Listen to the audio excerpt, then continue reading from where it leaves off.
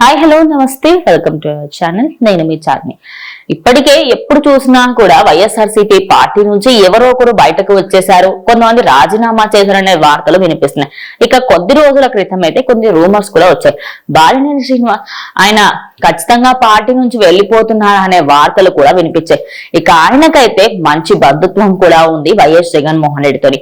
కానీ ఒకానొక టైంలో ఆయనకి ఆ పార్టీ నుంచి కూడా చాలా అసంతృప్తి ఎదురవ్వడం జరిగిందని, దాని తర్వాత కూడా ఆయన పార్టీ వదిలేసి వెళ్లాలనుకున్నారనే వార్తలు కూడా వినిపించకపోలేవు.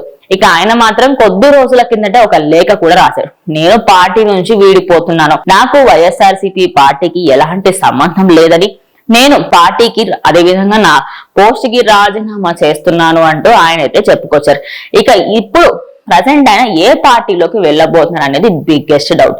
ఎందుకంటే ఆల్రెడీ నాగబాబు బాలినేనితోని మాట్లాడారని, వాళ్ళ టీం అంతా కూడా ఇటు వైఎస్ఆర్సీపీ పార్టీ నుంచి బయటకు వచ్చిన తర్వాతనే ఆయన నాగబాబుని కలవడం జరిగిందంటూ మనకైతే వార్తలు వినిపిస్తున్నాయి. అదే క్రమంలో గురువారం అంటే ఈ రోజు అటు పవన్ కళ్యాణ్ కూడా కలవబోతున్నారు. ఆయనని కలిసిన తర్వాత ఖచ్చితంగా ఆయన ఇటు జనసేన పార్టీలో అయితే జాయిన్ అయ్యే అవకాశాలు ఎక్కువగానే ఉన్నాయి అంటూ అందరూ కూడా అనుకుంటున్నారు.